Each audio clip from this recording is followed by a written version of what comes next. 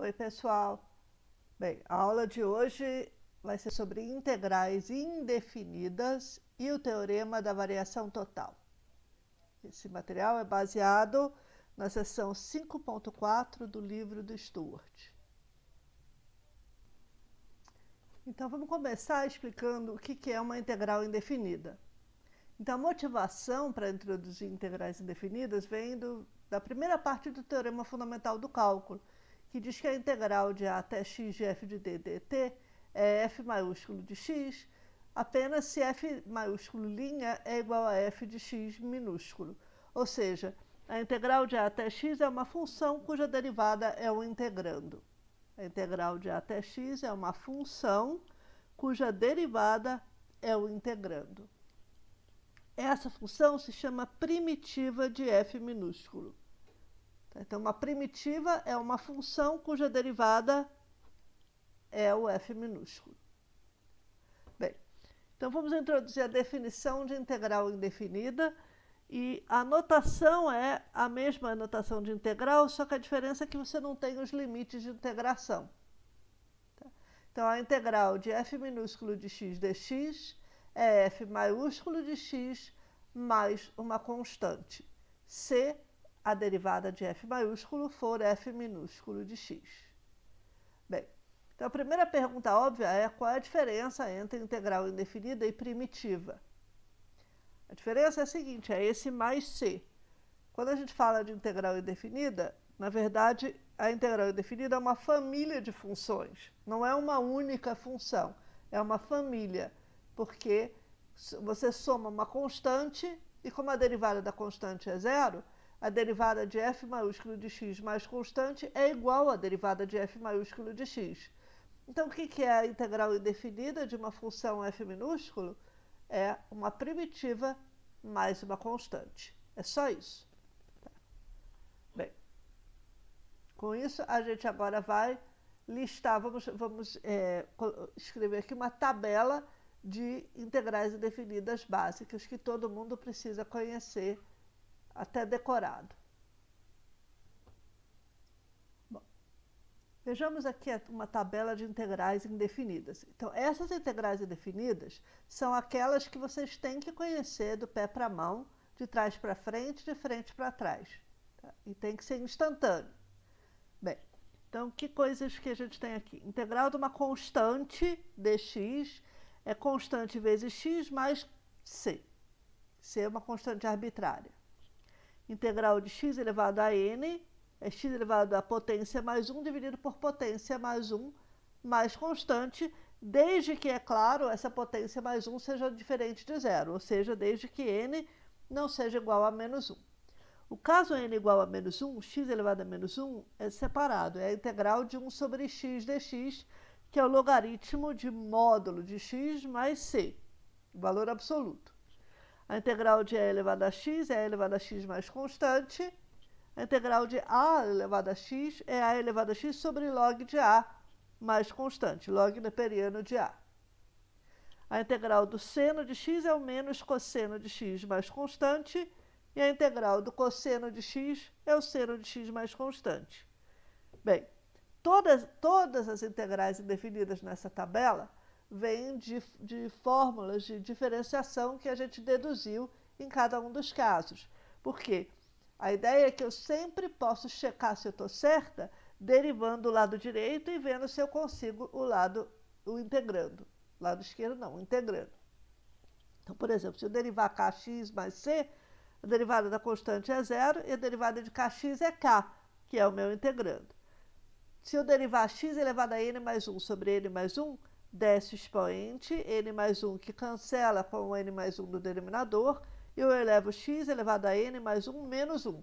Subtrai 1 do expoente, ou seja, eu ganho exatamente x elevado a n. E esse mais c arbitrário aqui, a derivada é zero. A derivada do ln do módulo de x, a gente já viu que a derivada tanto do ln de x quanto do ln do menos x, se o x é negativo, eles têm a mesma derivada, que é 1 sobre x. Então, a derivada de ln de módulo de x mais c é igual a 1 sobre x. Aqui eu tenho seno e cosseno hiperbólico. Tá? A derivada do cosseno hiperbólico é o seno hiperbólico. A derivada do seno hiperbólico é o cosseno hiperbólico. Isso significa que a integral indefinida do seno hiperbólico é o cosseno hiperbólico mais constante e a integral indefinida do cosseno hiperbólico de x é o seno hiperbólico de x mais uma constante arbitrária. Integral do seno é o menos cosseno mais constante, porque se você deriva o lado direito, menos cosseno de x mais c, você ganha a derivada, menos a derivada do cosseno, ou seja, menos seno, que é igual a seno. A derivada do cosseno, a integral, desculpa, indefinida do cosseno é o seno mais constante. A integral da secante vezes tangente é a secante de x mais constante, porque a derivada da secante de x é secante de x vezes tangente.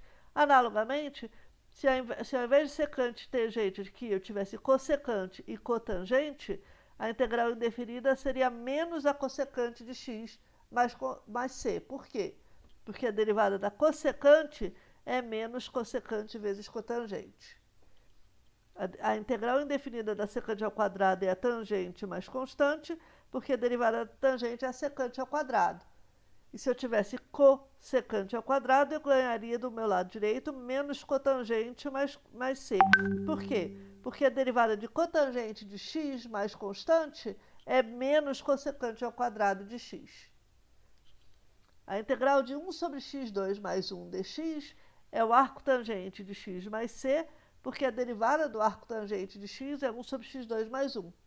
Então, quando eu somo a constante arbitrária, dá na mesma. E a integral indefinida de 1 sobre raiz de 1 menos x quadrado dx é o arco seno de x mais uma constante. Todas essas integrais indefinidas têm que ser entendidas sujeitas aos domínios de definição das funções em que a coisa faça sentido. Por exemplo, se eu vou integrar 1 sobre x igual a ln do módulo de x mais c, isso aqui só é entendido assim. 1 sobre x ou para x positivo ou para x negativo. Ou seja, a integral indefinida de 1 sobre x dx, no intervalo x pertencente a 0 a infinito, vai ser a ln de x mais c. A integral de 1 sobre x para x entre menos infinito e 0 é o ln de menos x mais c.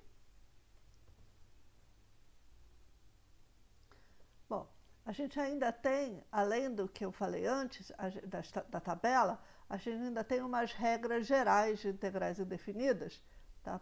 Que se referem a propriedades lineares. Por exemplo, se eu multiplico um integrando por uma constante, a integral indefinida é multiplicada pela mesma constante.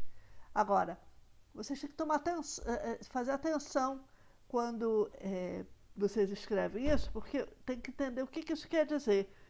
Por exemplo, se a integral indefinida de f de x for f maiúsculo de x mais uma constante arbitrária, então multiplicar por constante minúsculo essa integral indefinida produz constante minúsculo vezes f maiúsculo de x mais a mesma constante arbitrária. Você não multiplica a constante arbitrária por c minúsculo, porque uma constante arbitrária ou uma constante arbitrária vezes uma outra constante c minúsculo ainda é uma constante completamente arbitrária. Arbitrária significa qualquer constante. E eu posso exprimir qualquer constante como c minúsculo vezes uma outra constante arbitrária. Do mesmo modo, quando eu integro indefinido f mais g, escrever que isso aqui é igual à integral de f minúsculo mais a integral de g minúsculo, indefinidas, significa, na verdade, que o que eu ganho na soma é a soma de duas primitivas mais uma constante arbitrária, e não mais duas vezes uma constante arbitrária. Duas vezes uma constante arbitrária ainda é arbitrária. Esse é o ponto relevante. Tá? Então, moral da história, o que essa notação quer dizer é constante c minúsculo vezes uma primitiva específica de fzinho de x mais uma constante arbitrária, ou soma de duas primitivas específicas mais uma constante arbitrária.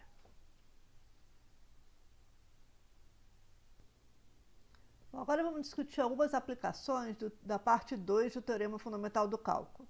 O Teorema Fundamental do Cálculo, parte 2, diz que a integral de a até b, a integral definida de a até b de uma função f minúsculo de x é igual a uma primitiva de f minúsculo, uma primitiva do integrando, avaliado entre a e b. Ou seja, é a diferença dessa primitiva em b e essa primitiva avaliada em a.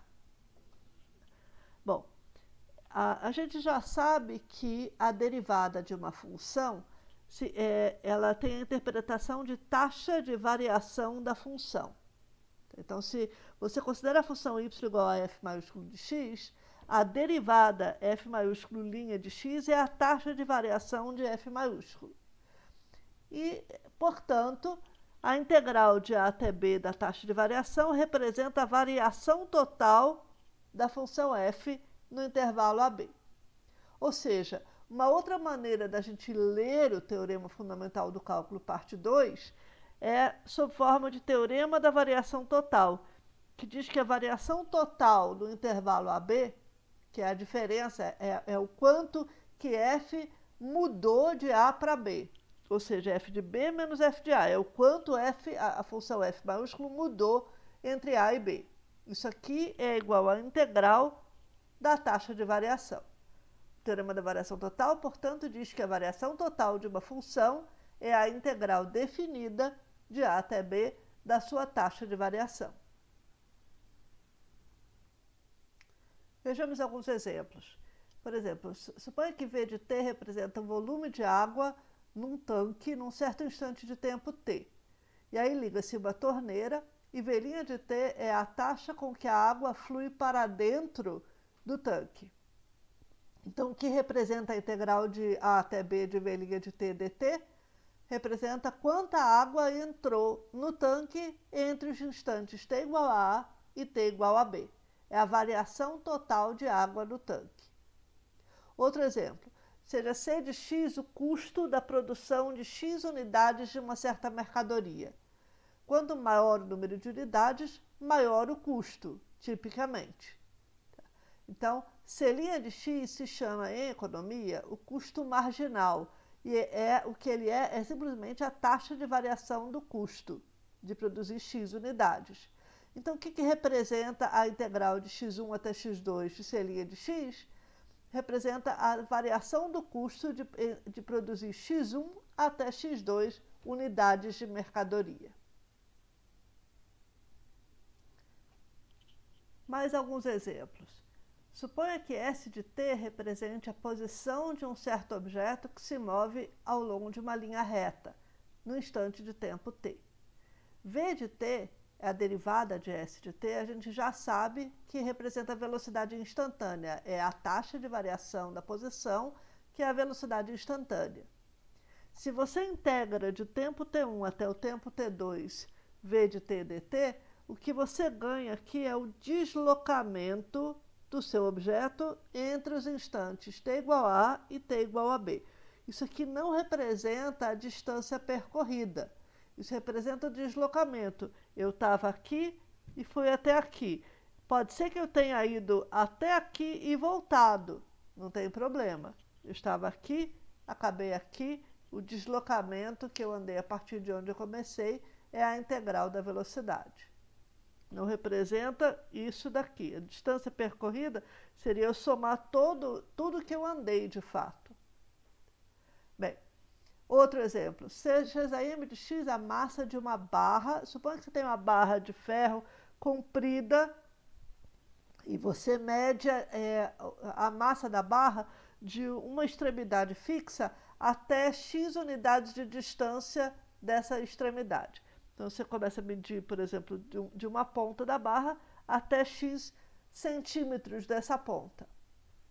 A densidade linear é a taxa de variação dessa massa, é a densidade ao longo dessa barra, que pode não ser uma quantidade constante.